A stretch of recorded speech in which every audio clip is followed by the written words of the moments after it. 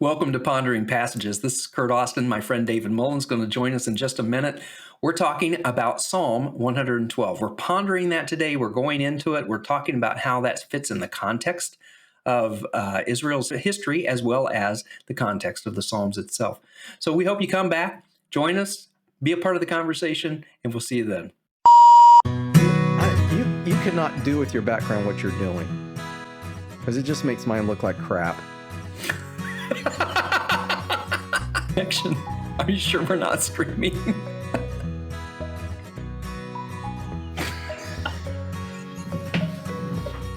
Oops. Should I go and delete those? Please. Curt, you know, it's your world. We just all kind of rent space in it.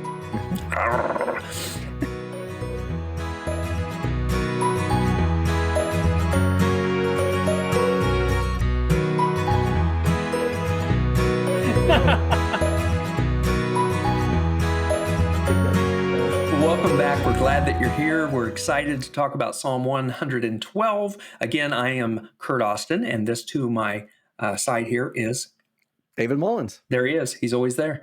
And so we're getting ready to start into this.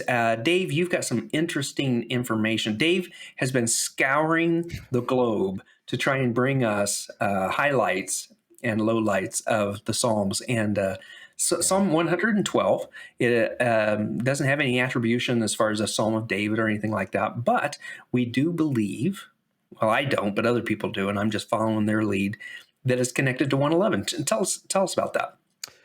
Well, if we look back at kind of where we ended last week with 111, this is the same slide we were using, and this is the end of 111. If you look, verse 10 says, "Fear of the Lord is the foundation of true wisdom.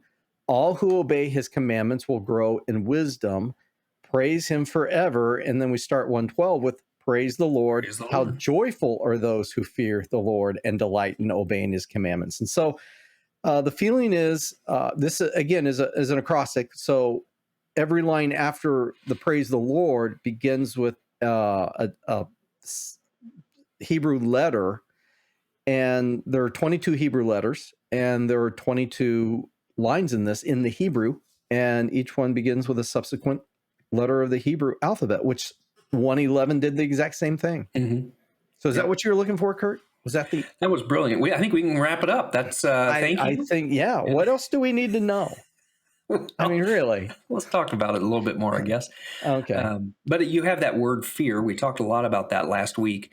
Meaning, And you don't like that word. Well, have you come to terms?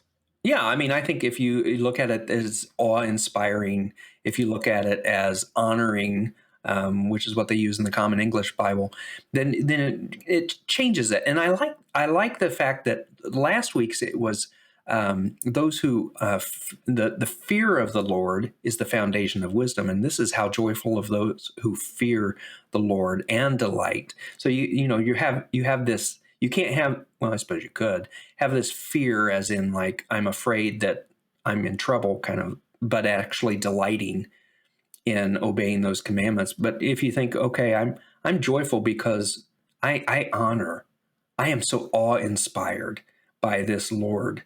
And I'm so excited that I get to obey his commands. Yeah, and in some ways it goes back to Psalm 1, where it talks about, blessed is the one who, obeys, delights in the law of the Lord. Right. And that's the word I'm picking up on, because whenever I think about Psalm 1, that word delight always hits me, because I think, what are the things that I delight in? And if I were to create a list, I'm not sure the commands of the Lord would be on that list. That is a great insight. That is really good. I'm writing that down. Wow. Because it was so good. And I've got my Bible here in front of me. I was going to write in my calendar, but what's the point of that?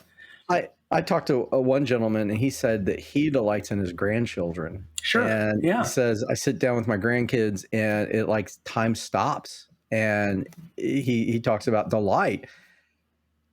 And we live in a culture that I don't know how much we actually delight in. There are things that we like, but delight just really seems to kick it up a notch. And to think that blessed or happy is the one who delights in obeying God's commandments. That's pretty challenging to me. How great, how cool that is. Yeah, and then we have a list of, I guess, results. I don't like the word results, but I can't think of a better word. You're the wordsmith. I would not say results Outcomes, either. And I don't even know if it's consequences. Usually think of bad things with consequences, but I suppose it could be a good thing. Yeah. Truth or yeah, I guess. Yeah. I think it's, and this is one of those, is it a direct correlation between delighting and obeying in his commands and then having successful children? Yeah. I don't know that you could, if that's what he's trying to say. Well, here's the thing, though. I don't know if we have very many examples of those who delight in obeying God's commandments. Because I think in order to say, because I would look at this and say, it's they're just really being, hyperbole and stuff like that. But I think, and I'll talk to myself. Sometimes I fudge on God's commandments. Sometimes I take shortcuts. Sometimes I know what his commandments are and I choose to do something different. Let's get real practical. Give me an example. I hate it when we talk about these generalities of, I know what his commandments are. What's an example? Last time when I was over at your house, there was some money laying on the counter, and I just kind of helped myself to it. I know that's not true. Right. We never have money laying around. But, I'm going to stick with generalities. But to me, that's what I look at. Instead of looking at this and saying, oh, you know what, no, it doesn't work that way. Well, what if it does? And what if I truly delighted in obeying God's commands and I truly did? What would happen with my kids? And I think you also have to really debate in your own mind, what does successful everywhere mean? Yeah, I was going to mention that too. What does it mean to be successful? Because I'll tell you, I know a lot of people whose kids aren't making $1 million. Yeah. But man, they are top notch. How does the second line in verse 2 answer that question of success or define that question of success? Well, okay, fine. If you want to just go right to that and give them the answer. Well, when you said that, I'm thinking, yeah, we need to define success. And I'm thinking, well, maybe the psalmist already did, that godly people will be blessed. And I think when you said people that are top notch, kids that are top notch, why do we say that? Yeah. Well, because they're a blessing to others. Yeah. I mean, really, I hadn't thought about that, Curt. Thank you for that.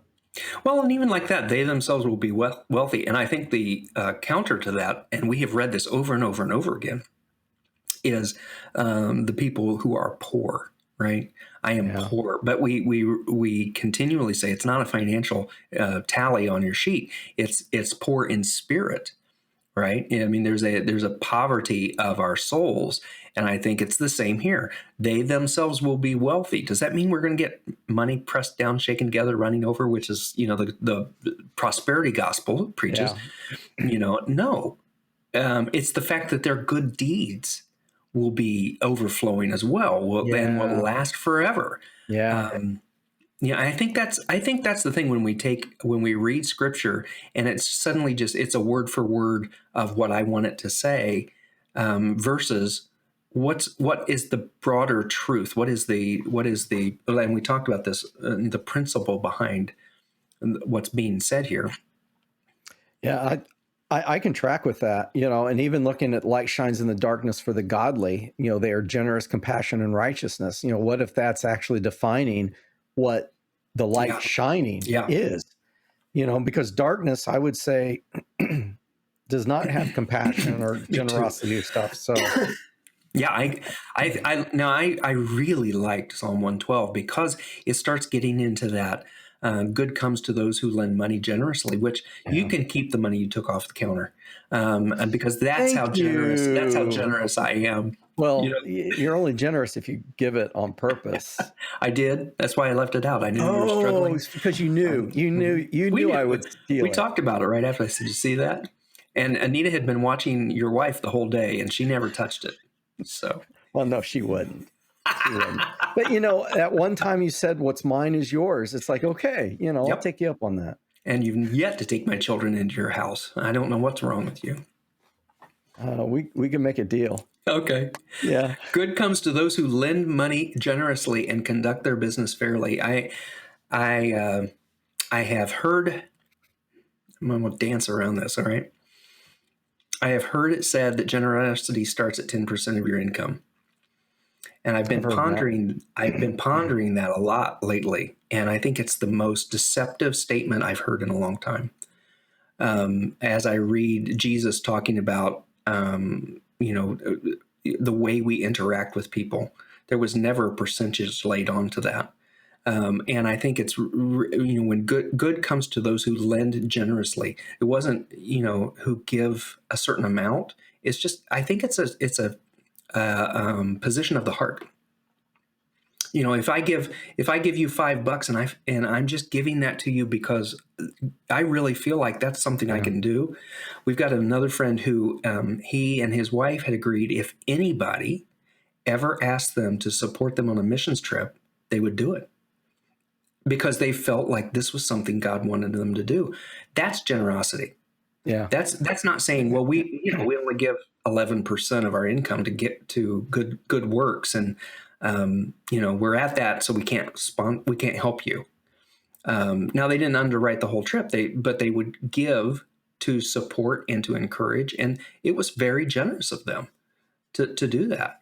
And I always respected that decision that this is something we do as we are following God. I love that about them. Yeah. Yeah. Right before you told that account, I was stuck on the conduct their good comes to those who conduct their business fairly. Okay. And I don't know if you saw this, the car place that a guy quit and they gave him his final check, $915, by dumping 915,000 pennies on his driveway that have been soaked in some sort of sticky I did see that. oil. I just saw that. And it's because why is it? I didn't read the article. I just saw the picture in the headline. Well, they had some sort of agreement, and the guy would get off at 5. He needed to pick his kids up and stuff, and it became more important, because of the pandemic, because the daycare was closing early. But for some reason, the owner or the business didn't want him to do that, and so he said, "Hey, I'm going to quit." And he did. I mean, he gave him like a few months notice apparently, but he quit earlier than what he ended up quitting earlier, and they wouldn't give him his final paycheck. And so he called, and I think he might have sent something to the labor union or something. I don't know. And this is what they did. They said, "Hey, your pay is at the end of your driveway." And it was this huge 915,000 pennies. And what really burns me though, Curt, is we're in a penny shortage. I mean, you go to stores and they're saying, please give us your pennies, give us your change. That's the point of this whole story. That's very irresponsible. That's terrible. It really was. And he tried to clean the pennies with various things, but the only thing that worked is if he cleaned each one individually. And it took him 2 hours to clean $5 worth of pennies. That's just horrible. It really is. That's and I don't know this story. I'm basing everything I'm thinking right now on what you just said. But you just have to wonder, what kind of depravity this is how we're going to repay evil for evil. I mean, I'm assuming they thought what he did was evil, was quitting early or whatever. And as opposed to, being generous and compassionate and righteous. Yeah. And the sad thing is, I think the article I was reading is the New York Times, but they said that this guy's girlfriend posted it on Instagram, and then all of a sudden there's all these other stories about how businesses have treated these folks. Oh my gosh. And so apparently, we're such that we don't necessarily conduct our business fairly, at least treat our employees fairly in every situation. So if you're at a job where you're being treated fairly, be thankful. Yeah. Because some folks are dealing with a lot of junk, and then to deal with the junk and then finally leave, and then get this. Some actually said that they were never given their last check. Yeah, I've heard just that. kind of kept it. So that is just, yeah. All right, But let's keep moving. We're a burning daylight. I was trying to, but then I was on the wrong screen. There we go. That's all right. Such people will not be overcome by evil. Those are the people who do their business fairly. Yeah, fairly. Yeah. Those who are righteous will be long remembered. Yes, they will be. I mean, if you've ever been in a group and they start talking about someone and they'll go, "Oh, I remember they were wonderful," and then they will tell stories about that. I guess the jerks are remembered too, for different reasons. Yeah, for different reasons. Yeah. But here's what I really like. This next one. Yeah. They do not fear bad news. Why? Because they confidently trust in the Lord to care for them. You know, and so we never know when bad news is going to come. We never know when we will be surprised by some troubling information. But those who are delighting in God's commandments and trying to live by that, they don't fear that bad news because they know their lives are entrusted in God's hands and that God is going to care for them. They're confident, and fearless. Fearless. Hey, so this was, I started underlining in verse 7, that really 7 and 8, especially for me, because it was a personal challenge. That if there has ever been a time where we could say, well, it's a little scary out there.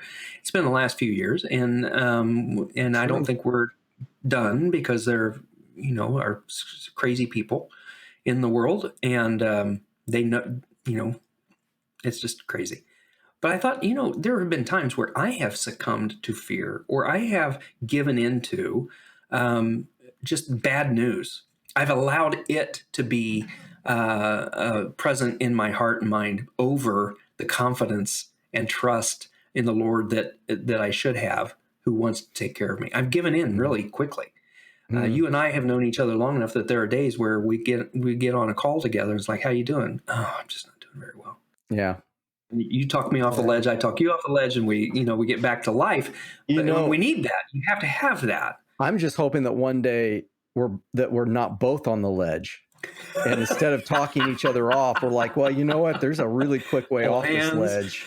I mean, because because it is not, and not everything is easy and peaches and cream. It's life can be hard, but when we remember where our confidence can be placed, our trust, confident and fearless. I don't know. Have you ever considered yourself fearless?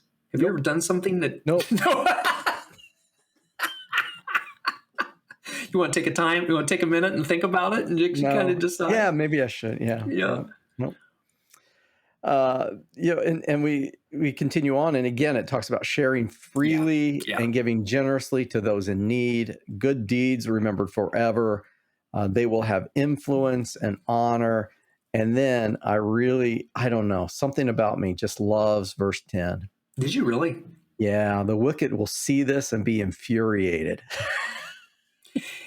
I just laugh. There's some great words in this psalm, at least in the NLT, the New Living Translation, that were, the infuriated, grind their teeth, slink away, hopes thwarted. Yeah, because their hope is that evil happens. Yeah. And so when they see the righteous prosper, again, we're not talking about having, a Tesla, but or a much more expensive car, because I know there's some Teslas that aren't as expensive as what is an expensive car? My 1500 Dodge Ram, 1997. Yeah, that's true. That's priceless. True. Yeah, that's true. But we're not talking about that type of thriving. We're talking about really thriving in life. Yeah. And I think the wicked are, at least according to the psalmist, they're there, they're wanting something bad to happen. And then when it doesn't, and the person thrives, it just infuriates them. And what do they say is the best revenge is a life well lived. Very nice. Yeah. Where'd you pull that out of? I heard something along that lines. I don't think that's the exact quote, but yeah. It's close enough. Yeah. Well, it is the exact quote now. Hashtag David Mullins. Ooh. There you go. Are we still doing hashtags, or is that like your Walter Cronkite reference? Walter was a good man. He was in the movie We're Back. All right. Did not know that. Oh, I thought you left me. Oh man, that was really offended him. That Walter Cronkite. Yeah, I'm out of here. I tell you what, talk about the Kron. This is an absolutely beautiful psalm. If you get the opportunity to read this, the way we are doing it is we read the same psalm every day for a week, and we let it live in us. We let it breathe into our souls and speak to us. And it took me a couple of days before I started realizing verse 7 and 8 was something that really spoke to me. And I think partly because I was just not paying attention, And that's the whole thing. Yeah. Because we aren't always paying attention, and we can sit down and read a chapter of the Bible, and then the next day, if someone said, "Well, what was that about?" We're like, "I don't even remember what I read." I checked the box. So it's really about slowing down and listening to God speak through the Scripture into your life and into those places that need His input and His influence. Yeah, and allowing God just to speak gently. Giving us that opportunity. So a lot of good nuggets on this as far as guiding us, generosity and living a life well lived. That's sweet revenge, and doing the best we can. Hashtag Dave Mullins. You know what? Here's the thing. When you try to live your best and someone asks you about it, why do you live like this? You can just say, I'm trying to make the wicked infuriated. And this is not the first verse in the Bible to talk like that, right? No, it's not. Heaping burning coals on their head. There's all kinds of verses like this. Yeah. Kind of a twisted. I'm sticking it to the wicked by loving you and giving you this David money. Mullins. We've got so many bumper stickers coming, guys. Look in our marketplace, because we're going to have so much. Hey, that is a good idea. I knew it. I knew it was coming once you said that. It is. So keep your eyes open, folks. We've got ponderingpassages.com that's being built even as we speak. Well, hopefully by the time this actually drops, we can hold on to this as long as we want. Well, that's true. So by the time you're hearing this, it's probably, you can go to the website. That's right. And you can go to our marketplace. What all kinds of things. Did you say Pondering Passages? Ponderingpassages.com. Yes. Yeah. And you can go to the marketplace. You can buy our book. You can buy our T-shirts and mugs. All right. I think that's it for today. It is very much done. Hey, thanks a lot for joining us. We'll talk to you soon. Yeah.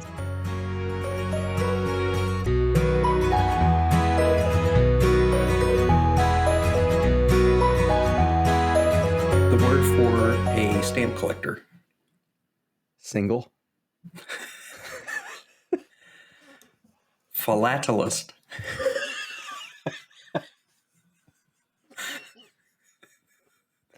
So,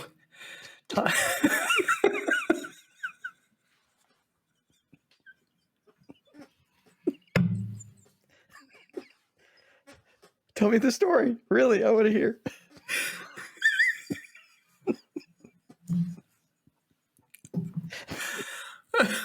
So, Todd was going to go to India on a missions trip. Okay.